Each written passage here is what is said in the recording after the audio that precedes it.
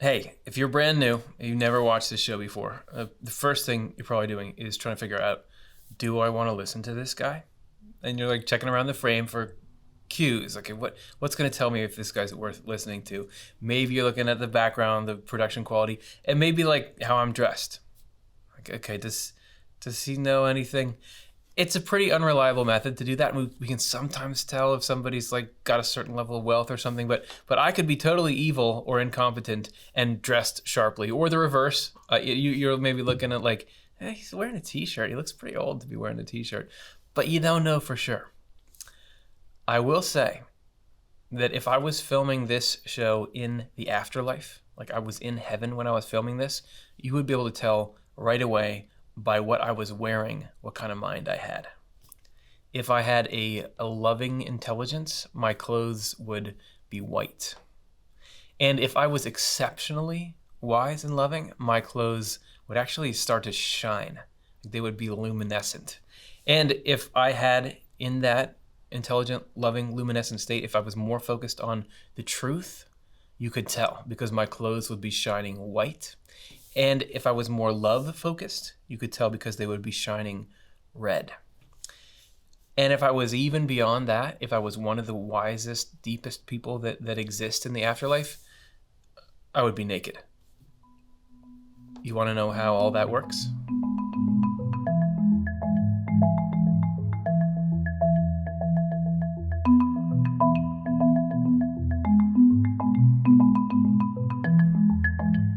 Part 1, Angelic Fashion.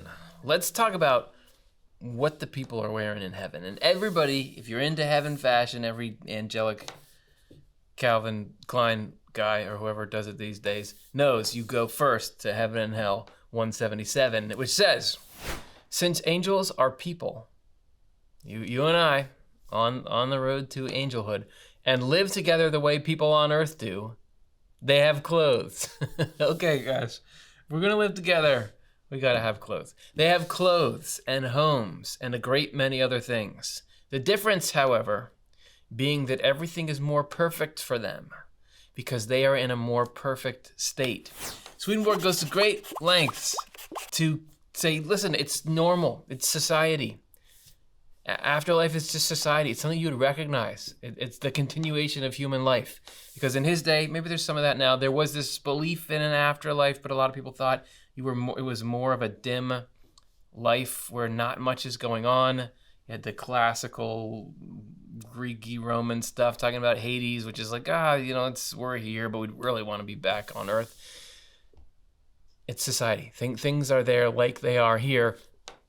You'd recognize it, and also things are way better than there. So everything is more perfect for them because they're in a more perfect state, which, yeah, it's kind of like when you're a teenager and you look at adults who have disposable income. You're like, hey, man, how come I don't have as much money as you? Well, because we're further along the growth. When you get to be a grown-up, you can buy as much candy as you want. You just kind of give it to the kids that trick-or-treat at your house, but that's another story. More perfect state, more perfect things. And this would extend as well to clothes. The angels wear clothes, and the clothes that they wear, you don't think about this when you think about afterlife, but it's real stuff. Like, it's not just, oh, you kind of look like that. Like, you could pull your clothes, you could ball them up and throw them. They're made out of substance. You can see, you can touch the fabric. But the clothes don't come from the same place. The reason the clothes are there is totally different. Heaven and Hell 178. Like everything else, the clothes angels wear correspond. So like everything else in heaven, the clothes angels wear correspond. And since they do correspond, they truly exist. Their clothes reflect their intelligence, so all the people in heaven are dressed according to their intelligence. Okay, we gotta do some unpacking. Don't just throw that suitcase on the bed. We gotta unpack that thing. Because he says a couple things in here that are pretty profound. So the clothes that angels wear correspond. That means the correspondence is basically something external or outer that appears, which reflects something inner, which you can't see directly. So the clothes that angels are wearing are a reflection of the mind that they have and the heart that they have within them. But then he says, since they do correspond, they truly exist. The clothes that angels have, because they're there for a reason, they show something that's true. They really exist more than the clothes we have here don't necessarily show anything. You can be putting on a pretense. There's stories of people who dress up. Isn't there just like there's somebody in the news recently who she dressed really fancy to try to convince people she was really rich, and so she got into all these societies of rich people and scammed them out of, I don't know. You can fake it. It wasn't really a correspondence there. But because in heaven, the clothes you have are a reflection of the mind and heart that's within you, they're more real. Not just real, like tactile, but real, they stand for something. They are an extension of the truth. And then finally in this quote, people in heaven are dressed according to their intelligence. Dressed according to the kind of mind that they have. Now, I'm not trying to say that all the measure of being good at being an angel is being really smart. Intelligence, the way Swedenborg uses it, does not necessarily correlate with how we use it here. Because in heaven, intelligence has to go hand in hand with love and goodness. The only way you can receive divine truth in large quantity, which is what intelligence is, you have to have the love and goodness to go with it. Here, you can be smart and be a total jerk. Actually, there's this book by a guy named Stephen Hawking, and it's called A Brief History of Time. But then he wrote one that was called A Briefer History of Time. And I listened to that, and it was really interesting and fun. And at the end of it, I don't know why, he had this weird appendix on it, which was just talking about how much of a jerk all the scientists were that were in it. Like, I don't remember, Leibniz and Newton or something. He just said all the terrible things that they had done in their life. I swear that's how. So you can have people who make great intellectual contributions and are very smart, like they can call forth a lot of facts. That's not the kind of heavenly intelligence we're talking about. In heaven, intelligence goes hand in hand with love, and that's what gives you the kind of brilliance that affects what you wear. So the clothes that angels wear are a symbol of the kind of loving intelligence that they have. Every angel receives truth in a unique way, so everyone's going to be dressed just a little bit different, but overall there are categories of clothing that can be seen in different areas of heaven. I'm talking about like kind of regional fashion trends. It goes like this. Angels who are at sort of the outermost reaches of heaven or have opened only a bit to intelligence and love, they get regular clothes, Swedenborg says, of various colors. But angels who are a little more open to divine goodness and truth, who become more in the divine design, more angelic, they wear soft, pure white clothes. Which is like kind of when you picture an angel, they're wearing a white robe or something like that. But angels who are the most intelligent, who have gone beyond and have opened more and more fully to love and truth, their clothing shines.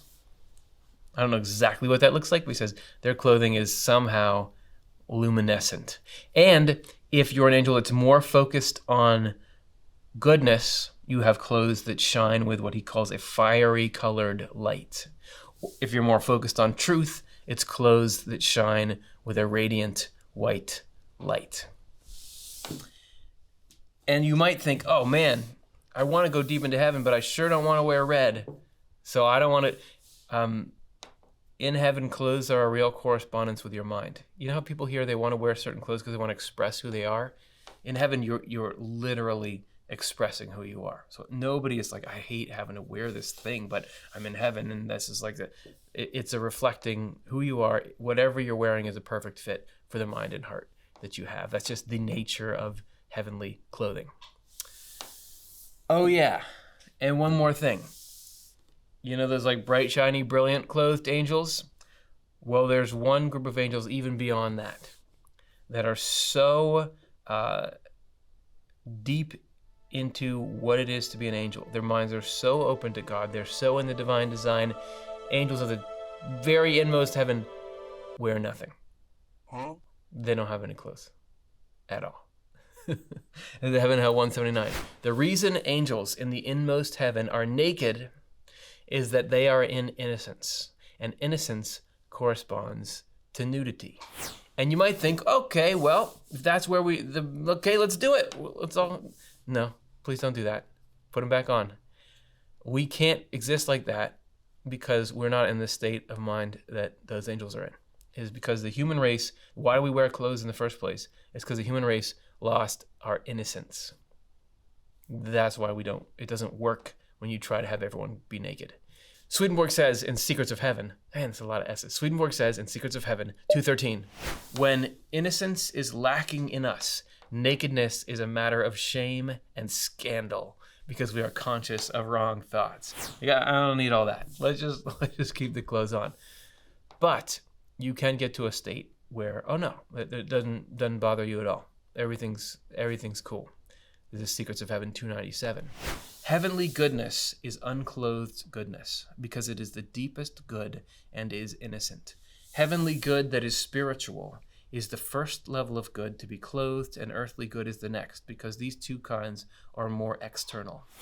So all clothing in heaven is a symbol.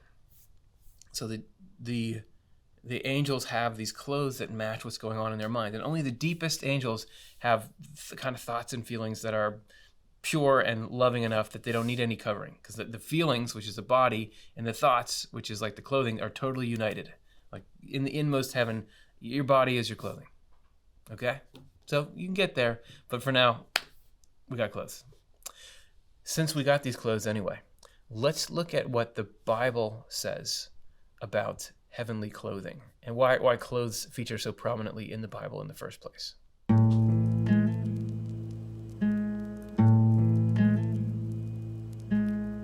Part 2, spiritual clothing in the Bible. We learned in part 1 that there's this spiritual law that dictates how clothing exists in the spiritual world and how it behaves there. Let's see how that law led to the way that spiritual clothing, or any clothing, appears in the Bible. Okay? This is Heaven and Hell 180. Since angels wear clothes in heaven, they have appeared clothed when they were seen in our world. Don't believe me? You may remember the Easter story. There was angels by the tomb, and it said their appearance was like lightning and their garments gleaming white. So we know from that earlier, that would mean that those were exceptionally intelligent angels, perhaps truth-focused angels, although we don't know what gleaming means.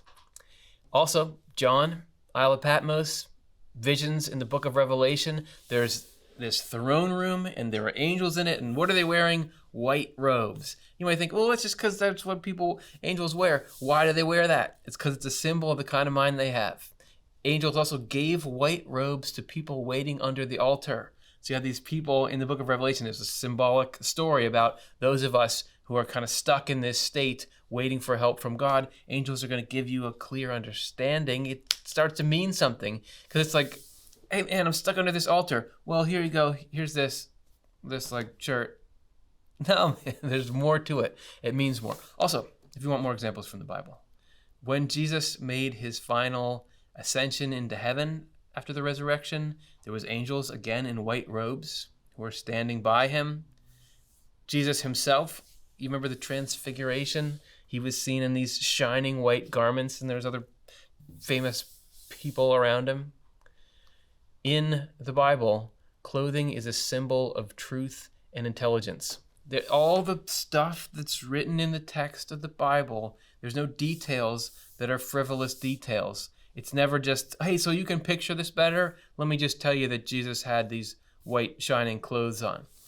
The biblical details are purposeful, because otherwise there's so many other details you could have. You could say when Jesus is on the mountain and he's transfigured, some birds flew by.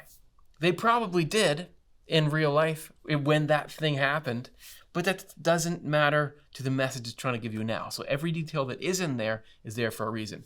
And that is because there are spiritual things being communicated through natural metaphor in the Bible. Everything, all the symbolism in the scripture matches the symbolism of things in the spiritual world. So this is why you learn about how angels' clothes work in heaven. You can start to understand not only what happens in the Bible, but why certain things are recorded and noted and why it matters. This is Heaven and Hell 180. Garments in the word mean things true and the intelligence that results from them. As in John, those who have not defiled their garments will walk with me in white because they are worthy. Whoever overcomes will be clothed with white garments. If it's not talking about something deeper, like a state of mind, it's silly. Hey, have you lived? What I want to know after you've come out of this crazy thing that's called life, I don't really care what you did or what kind of people you affected or how. Is your uniform clean? Is your uniform clean? Like, have you gotten stains on your shirt? No, this is talking about the mind, keeping that clean. Blessed are those who are watchful and take care of their garments. What? Hey, have you ironed your shirt? Is there stains on it? Why does God care about that? No, it's the mind. Are you ironing the mind? Are you keeping that thing clean and spotless?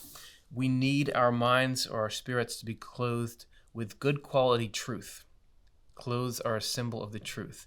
And we need to take care of that state of mind, keeping it in good condition. That's what matters. This is Heaven and Hell 180. Concerning Jerusalem, meaning the church as it is focused on what is true, it says in Isaiah, "Rise up, put on your strength, O Zion, put on the garments of your beauty, O Jerusalem." Why is a city going to put on pants? What's that about? No, this is about the state of the church, focusing on the truth. Put on those truths. And in Ezekiel, "O Jerusalem, I have clothed you with linen. I have veiled you with silk. Your garments are linen and silk." Of course there's symbolism in there. Talking to a city about what it wears, this is you. This is something in you, the right attitude of love and seeking God paired with the truths you need to get there. Also, this symbolism, again, it starts to bring the Bible into focus about why it talks like it does and why it focuses on what it focuses on. There's a parable that Jesus told. Swedenborg describes it this way. In contrast, someone who is not engaged with truths is said not to be wearing a wedding garment, as in Matthew. This is a story Jesus told that's supposed to be some kind of moral advice for us. When the king came in, he saw the one not wearing a wedding garment and said, "Friend, how have you come in here without a wedding garment?" So that one was cast into the outer darkness. I thought you were my friend. Now you're going to kick me out of here because I don't have the coat? What does it matter? Why does God care about whether or not you're following party etiquette? Now, the Swedenborg goes on to explain that. The wedding house means heaven and the church by virtue of the Lord's union with them through his divine truth. Heaven is the uniting of truth to the goodness in you. Clothes, the wedding garment is a symbol of the truth. If you don't have any affection for it, if you're not seeking, if you're not trying to live by it, how are you going to be in that wedding? You're kicking yourself out of it. So that's what it means. This is why in the Word, the Lord is called the bridegroom and husband, and heaven and the church, the bride and wife. The Bible's always talking about the meeting of the mind and the heart, and to do so with the right things in your heart driving you to think the right way. That's what the clothing symbolizes, is those right truths that guide us and reform us and lead us. So that, of course, this is why that book is Revelation, because it's always giving you advice on how to live the life that leads to heaven. Angels wear clothes. We can wear clothes in our minds that turn into actual clothes in the afterlife. But how do you literally get those clothes in the afterlife? Do angels just would they go to Target, Angel Target, pick those up? Let's take a look at that next.